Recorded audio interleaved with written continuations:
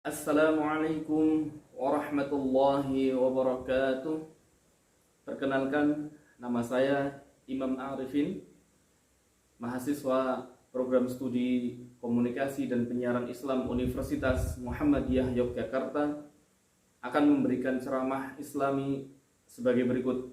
Bismillahirrahmanirrahim. Assalamualaikum warahmatullahi wabarakatuh. Innal hamdalillah nahmaduhu wa nasta'inuhu wa nastaghfiruh wa na'udzu billahi min shururi anfusina wa min sayyiati a'malina. May yahdihillahu fala mudilla lahu wa may yudlilhu fala hadiya lahu. Asyhadu an la ilaha illallah wahdahu la syarika lahu wa asyhadu anna Muhammadan 'abduhu wa rasuluhu wa la nabiyya ba'dahu. Inna Allah wa malaikatahu yusalluna 'alan nabi ya ayyuhalladzina amanu sallu 'alaihi wa sallimu taslima. Fa ya ibadallah usini wa iyyakum bittaqwallah faqad fazal muttaqun kama qala Allah ta'ala fihil kitabil karim. A'udzu billahi minasy syaithanir rajim. Ya ayyuhalladzina amanu taqullaha haqqa tuqatih wa la tamutunna illa wa antum muslimun. وقال أيضا تبارك الذي نزل الفرقان على عبده ليكون للعالمين نذيرا.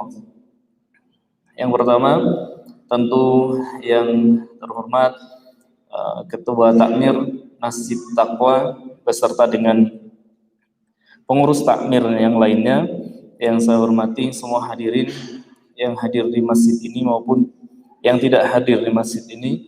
Mudah-mudahan selalu dirahmati Allah Subhanahu wa taala. A'azakumullah jami'an. Mudah-mudahan selalu juga dimuliakan oleh Allah Subhanahu wa taala.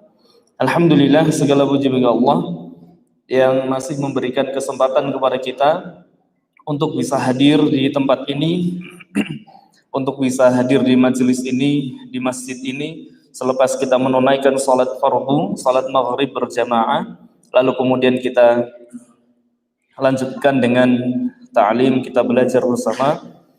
Mudah-mudahan majelis kita diberkahi oleh Allah Subhanahu wa taala.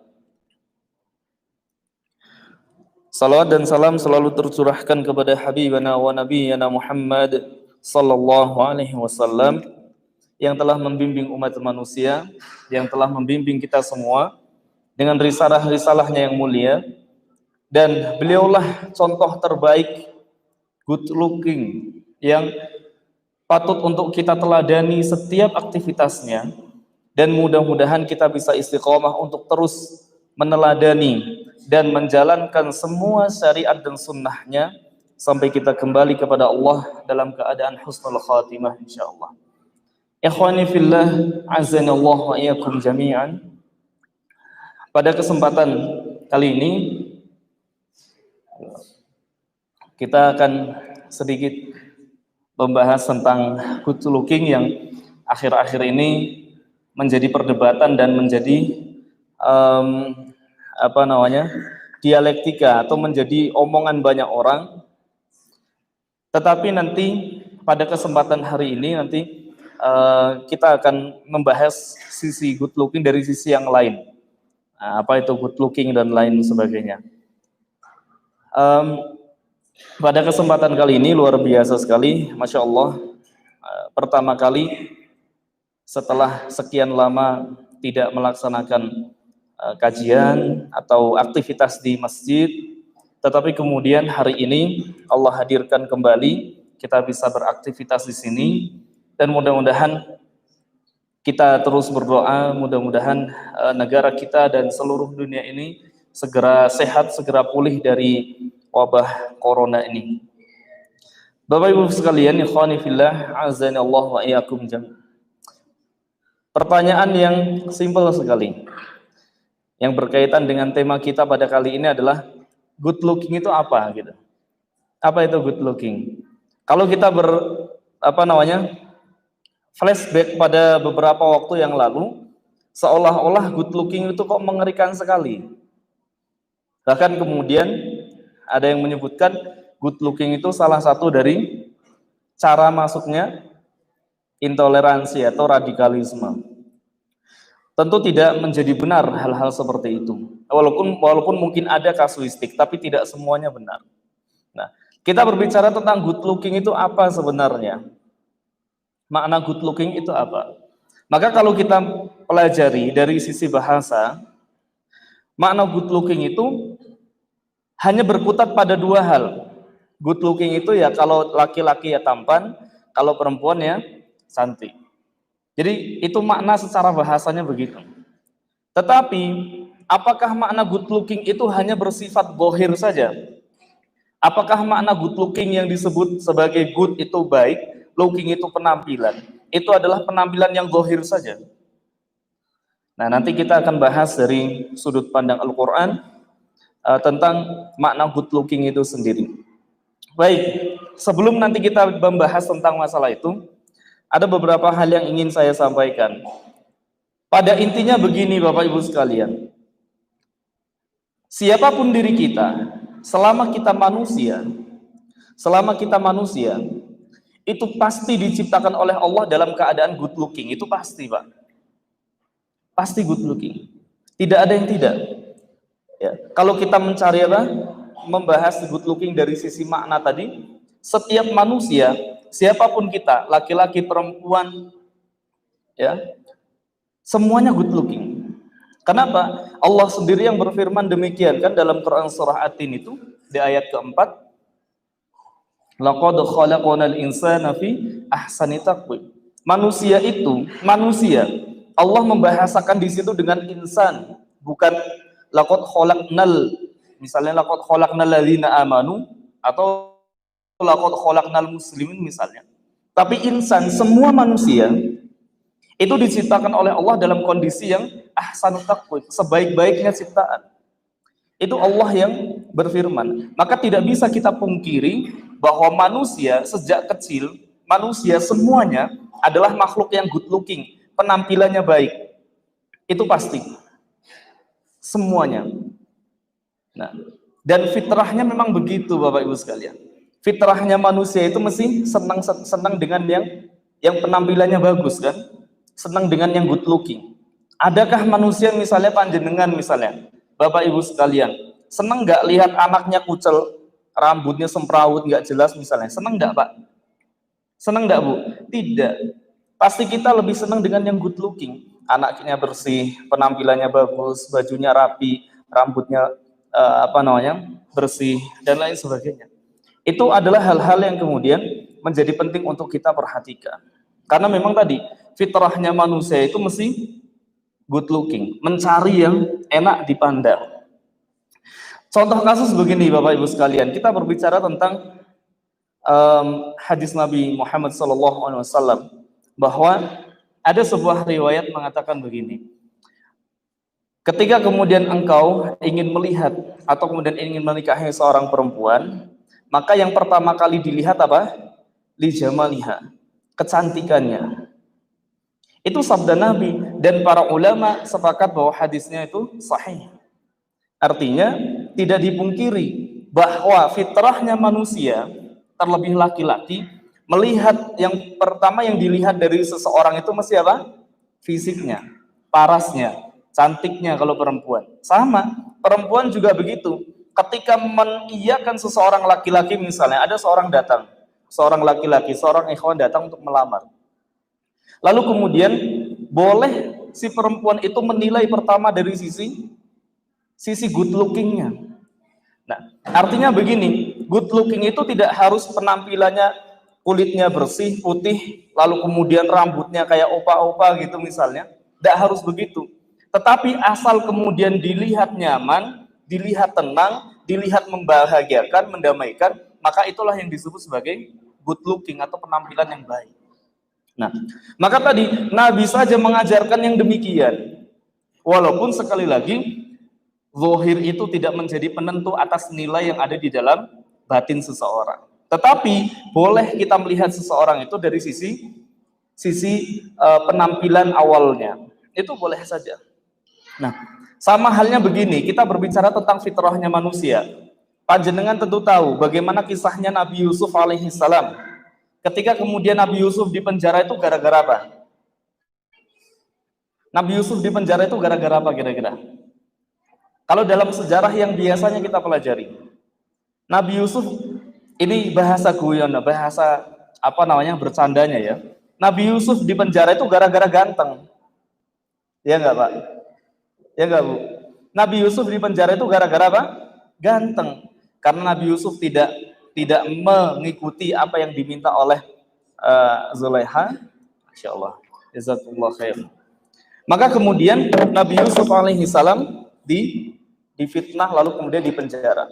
Pada intinya adalah Nabi Yusuf itu dipenjara bahasa kita ya gara-gara karena Nabi Yusuf ganteng kan gitu. Tapi walaupun tidak hanya karena faktor itu. Lalu kemudian contoh kasus yang lain begini. Good looking itu menjadi satu hal yang harus ada. Bagi seorang istri yang solihah, itu good looking itu wajib. Istri solihah, good looking itu wajib. Ini ibu-ibu perhatikan ya. Apalagi mamah muda ini. Good looking itu wajib bagi seorang istri yang solihah. Bagaimana bisa wajib? Apakah berarti harus berdandan terus? Tidak mesti begitu. Tetapi kemudian kita mengambil ibrah pelajaran dari sebuah hadis Nabi begini. Ada sebuah hadis Nabi. Seorang istri yang baik itu apa? Idza nazarta sarratka. Apabila kemudian engkau melihatnya, engkau merasa bahagia, engkau merasa nyaman, engkau merasa tenang. Artinya apa? Kan berarti seorang istri yang solihah harus good looking, harus penampilan yang baik, harus penampilan yang di depan suaminya tentunya, harus berpenampilan yang bersih, harus berpenampilan yang bisa membahagiakan dan menenangkan suaminya. Nah, maka dalam kasus sebagai sebagai pembahasan awal ini bahwa good looking secara prinsip asal dia untuk kebaikan maka menjadi sesuatu yang baik dan wajib bagi seorang muslim. Bahkan kemudian dalam ayat Al-Quran disebutkan ketika kemudian kau akan datang ke masjid maka harus berpakaian yang baik. Lalu kemudian berpakaian yang sebaik-baiknya pakaian, berpenampilan yang bersih. Bahkan kemudian syariat wudu itu adalah juga untuk menjaga good looking tampilan kita, Pak. Ya, agar menjaga Pak, tampilan kita agar kemudian tetap bersih dan lain sebagainya. Maka sebagai bahan awal ini good looking untuk kebaikan tentu sesuatu hal yang positif. Tetapi begini Bapak Ibu sekalian, kalau kemudian kita semua hanya menjadikan tampilan awal manusia atau tampilan fisik manusia itu sebagai penampilan atau sebagai penilaian yang mutlak, maka efeknya akan sangat negatif terhadap lingkungan masyarakat kita. Efeknya akan sangat negatif, akan sangat berbahaya. Paling tidak, satu, efek negatifnya yang dihasilkan dari ketika cara pandang kita melihat seseorang hanya dilihat dari fisiknya, pertama adalah penilaian yang tidak adil. Itu pasti, Pak. Penilaian kita menjadi tidak adil. Misalnya begini, panjenengan ketika melihat seseorang yang katakanlah cantik begitu, dia melakukan kesalahan, kira-kira kalau sifat kita sebagai manusia biasa, kita akan menegur atau tidak? Atau kita kemudian akan memaklumi, nggak apa-apa salah, yang penting cantik gitu kan? Ada yang seperti itu, ada. Ini sebagai kasus begini. Beberapa tahun yang lalu ada seorang artis ganteng, tampan dia, fisiknya tampan. Lalu kemudian dia terjerat pada, mohon maaf, pada ya prostitusi lah dan lain sebagainya yang berkaitan dengan itu. Luar biasanya Pak. Ini yang menyedihkan bagi kita semua. Ketika kemudian beliaunya selesai dari masa tahanan, di depan rumah beliau sudah banyak ratusan orang yang siap mensupport, yang siap untuk mendukung, yang siap untuk memberikan memberikan ya dukungan moral terhadap orang tadi. Kenapa? Karena ganteng. Jadi akhirnya kalau kita hanya menilai sesuatu dan seseorang hanya dari fisiknya, maka kita akan berpikir dan kita hanya akan kemudian berpikir menjadi tidak adil. Kalau orangnya ganteng, kemudian berbuat salah, dia tidak dianggap salah. Tapi kalau orangnya mohon maaf, tidak ganteng, tidak cantik, lalu kemudian dia berbuat salah, dia akan dibully dan dimaki habis-habisan. Ini kasus terjadi. Beberapa waktu yang lalu di media sosial juga begitu. Ada orang sama-sama YouTuber, dia perempuan, tidak begitu cantik dalam artian secara cantiknya manusia. Tidak cantik, melakukan kesalahan, lalu dihujat dan dibully habis-habisan. Tetapi kemudian di satu sisi yang lain, ada YouTuber juga, dia perempuan, dia cantik, melakukan kesalahan yang sama, bahkan lebih parah dari yang pertama tadi, tapi tidak dihujat. Kenapa? Alasannya karena cantik fisiknya. Maka dalam penilaian kita, aktivitas sehari-hari kita, kalau kita hanya menilai sesuatu dan seseorang hanya dari fisiknya, maka akan menghancurkan kehidupan sosial kita. Itu mesti hancur. Sama misalnya, good looking itu bisa dari dua hal. Satu karena tampangnya, kedua karena hartanya. Orang yang mungkin tidak terlalu ganteng, tapi hartanya banyak, itu bisa jadi kaya, Pak. Bisa jadi kelihatannya good looking gitu. Ya. Misalnya, tidak pun ganteng, tapi kemudian dia bawanya motor apa? Harley gitu kan, geber-geber. Wah, rasanya jadi kelihatan keren banget. Nah, jadi dua penilaian tadi menjadi berbahaya kalau kemudian kita dalam aktivitas kehidupan sehari-hari kita selalu menggunakan persepsi dua perspektif itu untuk menilai good looking atau tidak good lookingnya seseorang. Kemudian efek yang kedua, selain kemudian penilaiannya menjadi tidak adil, ya, yang kedua kemudian menjadi apa? Body shaming. Body shaming itu ya bahasanya jadi apa ya? Mengejek orang tapi ngejek bodinya. Misalnya orangnya kurus, kemudian kok kamu kurus banget ya? Kayak nggak pernah makan gitu. Itu namanya body shaming, Pak. Dan itu tidak boleh. Mencela makhluk Allah itu tidak boleh. Hukumnya haram. Dan kita tidak boleh seperti itu. Sebagai seorang muslim harus menjaga lisan kita. Karena salamatul insan min hifdzil lisan. Selamatnya manusia itu adalah dari kemudian dia menjaga lisannya itu. Bahkan kemudian dalam hadis yang masyhur yang kita mungkin kebanyakan sudah hafal, ya, man kana yu'minu billahi wal yaumil akhir falyaqul khairan aw liyasmut. Kalau kita tidak mampu berkata yang baik, bahkan kata Rasul SAW diminta untuk diam. Maka kita tidak boleh menilai seseorang seperti tadi, kok kurus banget kayak nggak pernah makan gitu, kayak nggak pernah dapat gizi misalnya, atau kamu gizi buruk ya, nggak boleh. Itu menyakiti dan menzalimi orang. Maka sebagai seorang muslim yang baik, kita tidak boleh menilai begitu. Kadang-kadang dalam keseharian kita, sedikit banyaknya, kita masih ada bahasa-bahasa seperti itu. Maka mulai dari sekarang, kita mulai hilangkan bahasa-bahasa begitu. Ya sudahlah, kalau orangnya gemuk, ya sudah. Tidak perlu kemudian kita bahas, tidak perlu kemudian kita bicarakan, kok kamu kok gemuk banget ya, misalnya, tidak perlu begitu. Kalau mau menasehati, cukup nasehati dengan cara yang baik. Mas, Mbak, kalau kegemukan itu tidak boleh, misalnya begitu. Tidak perlu kemudian, kamu kok gemuk banget sih gitu. Kamu tidak sunnah karena gemuk, karena Rasul kan tidak gemuk misalnya. Tidak boleh begitu. Ya. Maka tadi, kembali kepada efek negatif yang dihasilkan dari cara berpandang good looking itu kalau dilihat dari dua sisi tadi. Kalau tidak dilihat dari fisiknya, ya dilihat dari hartanya. Itu akan merusak tatanan kehidupan masyarakat. Itu pasti rusak.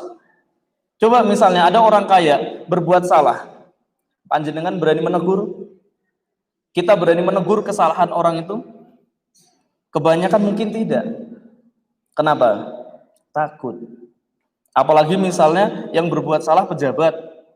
Kalau di tingkat kecamatan mungkin Pak Camat gitu kan, mungkin gitu kan. Atau kemudian pegawai pemerintahan yang lain misalnya berbuat kesalahan. Berani kita menegur? Mungkin di antara kita sebagian tidak berani. Kenapa? Karena kita melihat, yang kita tegur itu orang yang memiliki pangkat dan jabatan. Akhirnya tidak adil dalam hal seperti itu.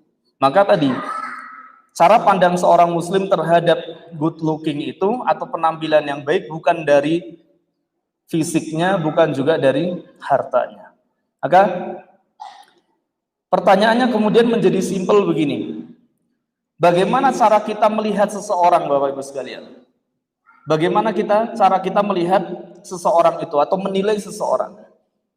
Maka tidak lain dan tidak bukan yang layak untuk kita nilai dari seseorang adalah cintanya dia kepada Allah dan Rasulnya. Itu yang harus kita nilai dan harus kita hargai dari seseorang. Boleh kita menghargai seseorang karena jabatannya, boleh kita menghargai seseorang karena kedudukannya, boleh. Tetapi jangan pernah kita melebihkan kehormatan kita atau cara kita menghormati kita kepada orang yang memiliki jabatan, sementara kemudian kita tidak pernah menghormati orang karena ilmu dan ketakwaan dia kepada Allah Subhanahu wa taala. Maka selayaknya sebagai seorang muslim yang dinilai adalah ketika kita menilai seseorang, yang kita nilai adalah cintanya kepada Allah dan kepada Rasulnya. Secara umum bisa diambil kesimpulan adalah bagaimana takwanya dia kepada Allah Subhanahu wa taala. Itu yang harus kita nilai. Bukan karena parasnya yang ganteng atau yang cantik, bukan juga karena kekayaan hartanya, bukan juga karena kedudukan sosialnya, tetapi karena kecintaan dia kepada Allah dan Rasulnya. Dalam sebuah hadis yang diriwayatkan dari sahabat Abu Hurairah radhiyallahu anhu, bahwasanya Rasulullah SAW bersabda, Innallaha azza wa jalla la yanzuru ila suwarikum wa amwalikum. Allah itu tidak melihat, la yanzuru ila suwarikum wa amwalikum. Bahasanya di situ adalah suwar. Suwar itu artinya apa? Gambaran atau visualisasi. Allah itu tidak melihat ketampanan kita. Allah itu tidak melihat kecantikan kita. Allah itu tidak melihat kegagahan fisik kita. Allah itu tidak melihat bagaimana bentuk tubuh kita yang kekar. Tidak dari situ. Bukan juga dilihat dari harta kita yang kita miliki. Bukan. Kenapa? Karena nyatanya kaum Ad itu yang memiliki badan yang kekar, yang kemudian besar, dihancurkan oleh Allah dengan cara yang sangat hina. Hancurnya kaum Ad itu dengan cara apa? Hanya dengan cara apa? Diturunkannya dukhon, itu kabut yang tebal, lalu kemudian beserta dengan suhu yang dingin, itu sudah membuat kaum Ad itu hancur.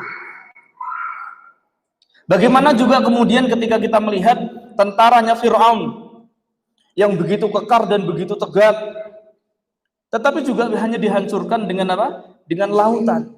Begitu menghinakannya mereka. Maka tidak ada yang kemudian bisa dibanggakan dari badan yang tegap, badan yang kekar, atau kemudian suar fisik, wajah yang ganteng atau yang cantik.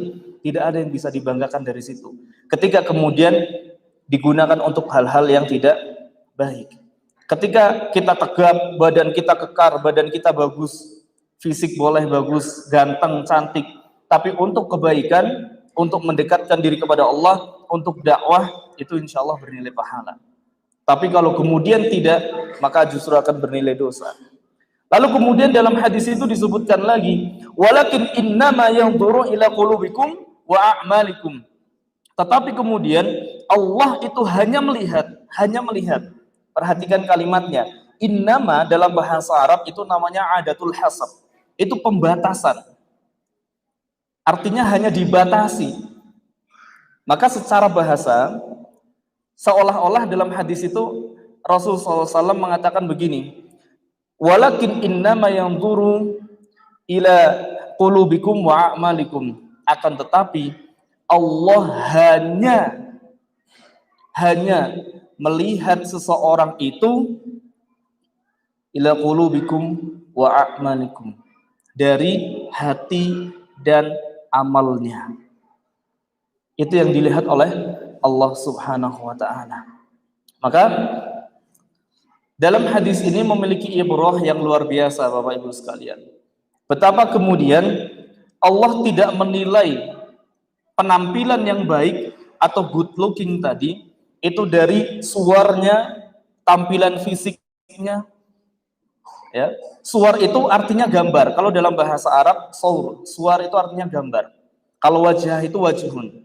Nah, hadis tadi tidak mengatakan wajah, tetapi suwar. Kenapa? Suwar itu bukan hanya fisik wajah, tetapi tampilan baju, tampilan badan, body dan lain sebagainya, itu juga gambaran fisik. Allah itu tidak melihat itunya, tetapi Allah melihat hati manusia dan amalnya. Percuma kalau kita ganteng, kita pinter, kita cerdas, mungkin kita juga badan tegap dan lain sebagainya, tapi hatinya rusak dan amalnya rusak, itu tidak akan bernilai di sisi Allah Subhanahu wa taala. Maka hati kita yang bersih, akidah yang lurus, tauhid yang murni, itu yang kemudian akan dinilai oleh Allah Subhanahu wa taala, dan amal yang kita lakukan, puasa kita, salat kita, ibadah yang mahdhah, yang ghairu mahdhah, muamalah kita, itu yang kemudian dilihat oleh Allah Subhanahu wa taala. Dan kalau Bapak Ibu sekalian, ini perlu diperhatikan. Kalau cara pandang kita dalam melihat manusia itu dilihat dari dua sisi tadi, yaitu dari sisi fisik dan hartanya, maka ini akan merusak akidah dan akan merusak akhlak manusia. Itu pasti akan merusak akidah kita dan akan merusak akhlak kita. Karena tadi akhirnya kita menilai seseorang tidak adil. Kita menilai seseorang dengan cara yang tidak adil. Nah, lalu kemudian kita berbicara tentang istilah good looking versi Al-Quran. Di dalam Al-Quran, istilah good looking, ya memang kalau di dalam Al-Quran tidak ada kalimat good looking, itu tidak ada. Tapi maksudnya, kalau kita maknai good looking itu dengan penampilan yang baik atau penampilan yang bagus, maka di dalam Al-Quran itu banyak sekali, versi good lookingnya itu banyak sekali. Misalnya begini, satu waktu Al-Quran itu menilai good looking itu dari paras tampannya. Dari apa? Paras tampannya seseorang. Ini dikisahkan sebagaimana kisahnya Nabi Yusuf alaihissalam dalam surah Yusuf di ayat 31. Tapi ingat Bapak Ibu sekalian, kisah Nabi Yusuf ini yang mengatakan Nabi Yusuf ganteng, yang mengatakan Nabi Yusuf tampan wajahnya, itu secara teks itu bukan Allah yang mengatakan, tapi yang mengatakan siapa? Mak-mak. Yang mengatakan Nabi Yusuf ganteng itu siapa? Mak-mak, temannya Zulaiha. Kalau kita baca dalam Quran surah Yusuf tadi, ya, di ayat 31 itu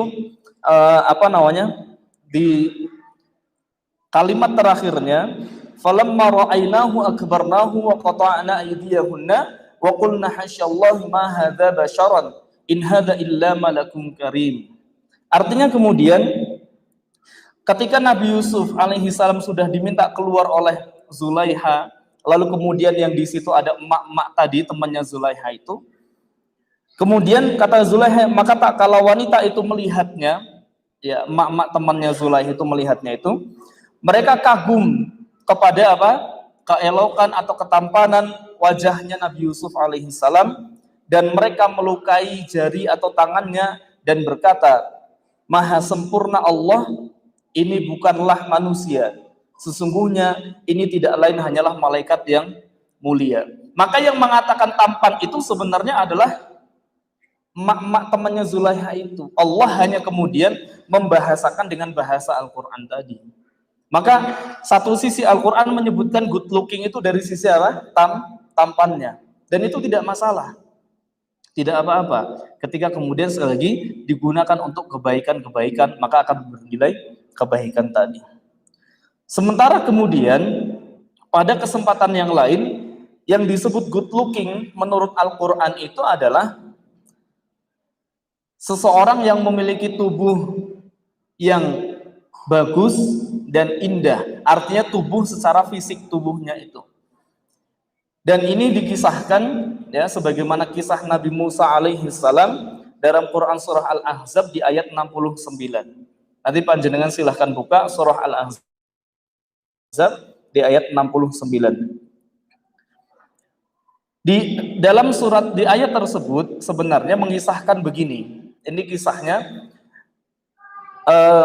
kaum Bani Israel itu memiliki kebiasaan yang buruk sebenarnya. Kebiasaan buruk mereka apa? Mereka biasanya itu kalau mandi itu bersama-sama, bareng-bareng kalau mandi di sungai misalnya gitu kan, itu bareng-bareng.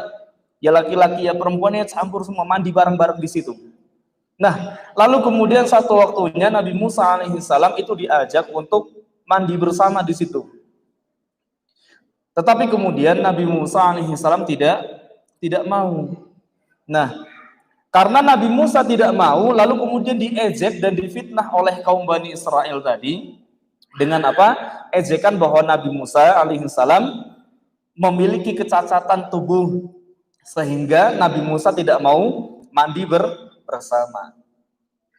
Akhirnya kemudian turunlah berita dari Allah Subhanahu wa taala untuk menjelaskan itu semua, yang itu termaktub dalam Quran surah Al-Ahzab tadi di ayat 69 itu. Kata Allah begini, ketika kemudian Nabi Musa sudah tadi diejek dan dihina karena kemungkinan fisiknya yang buruk, sehingga kemudian Allah memberikan balasan, memberikan jawaban dengan apa? Saya selesaikan dulu. Dengan apa? Dengan satu waktu Nabi Musa alaihissalam itu mandi di sungai sendirian. Lalu kemudian karena Nabi Musa mandi di sungai sendirian, pakaian beliau itu ditaruh di atas batu. Lalu kemudian karena ditaruh di atas batu, ketika Nabi Musa sudah hendak selesai, lalu kemudian ternyata ini dalam sebuah riwayat disebutkan batunya itu berjalan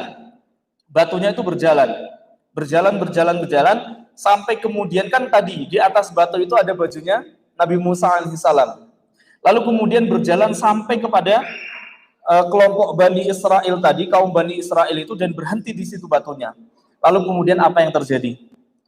Kaum Bani Israel yang tadinya menghina Nabi Musa alaihissalam karena memiliki fisik yang tidak sempurna begitu, karena tidak mau mandi bersama, akhirnya ketika melihat fisiknya yang begitu sempurna, kaum Bani Israel kemudian mengakui kesempurnaan fisiknya Nabi Musa alaihissalam. Lalu kemudian dalam ayat tadi disebutkan fabara'ahullahu mimma qalu. Allah itu kemudian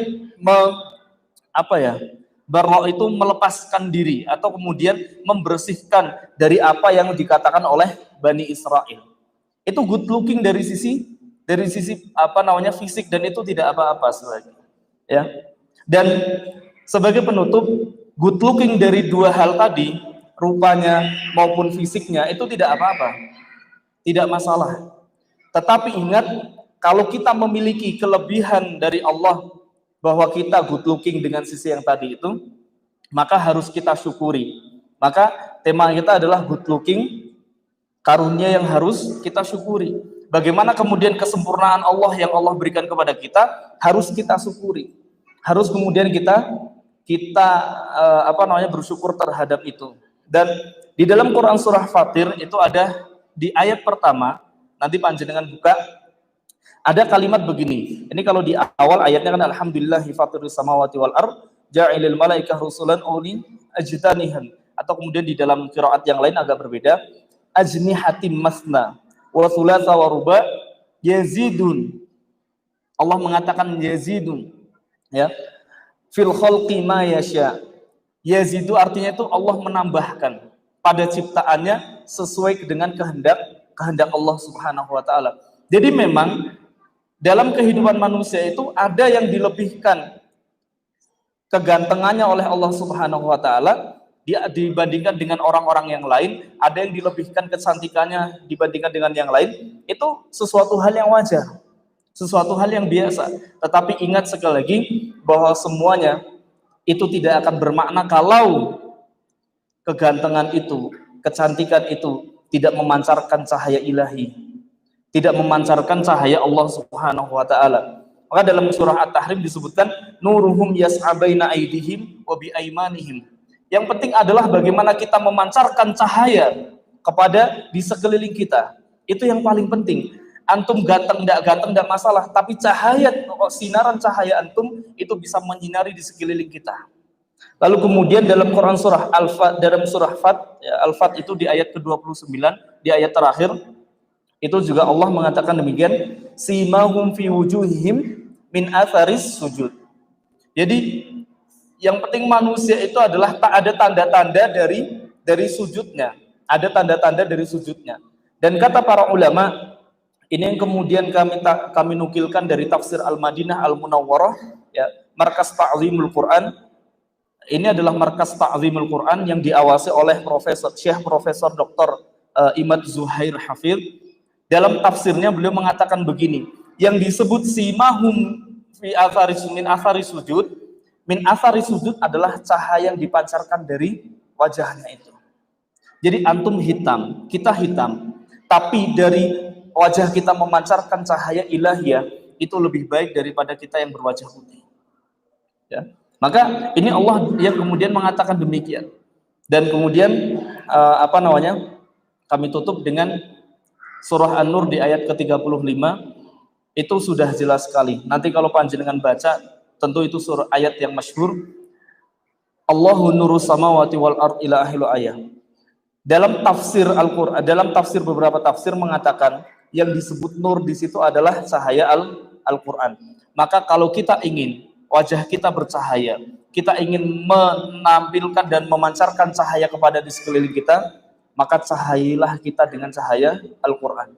Ketika kemudian kita ingin menjadi good looking yang baik, maka dekatilah Quran, pelajarilah Quran, amalkan Quran, ajarkan Quran, insya Allah kita akan memancarkan cahaya good looking yang bernilai Qurani, itu yang mudah-mudahan nanti akan dinilai oleh Allah Subhanahu wa taala dengan penilaian terbaiknya, dan kelak nanti di surganya Allah Subhanahu wa taala kita akan dipertemukan dengan para ahlul Quran yang good looking itu. Amin ya rabbal alamin. Mudah-mudahan Allah berkahi kehidupan kita dan Allah mudahkan kita untuk terus mempelajari Al-Quran, memancarkan cahaya Al-Quran dalam kehidupan kita, dan memberikan apa yang kemudian menjadi nilai-nilai dari Al-Quran itu. InsyaAllah mudah-mudahan berkah dan rahmat untuk kita semua. Saya kira cukup itu, mudah-mudahan ada manfaatnya. Apabila ada salahnya itu dari saya, mohon maaf yang sebesar-besarnya. Apabila ada manfaatnya itu tentu karunia dan hidayah dari Allah Subhanahu wa taala. Wa akhiru da'wana alhamdulillahi rabbil alamin. Subhanakallahumma rabbana wa bihamdik asyhadu an la ilaha illa anta astaghfiruka wa atubu ilaik. Assalamualaikum wa fathun qarib wa basyiril mu'minin. Wassalamualaikum warahmatullahi wabarakatuh.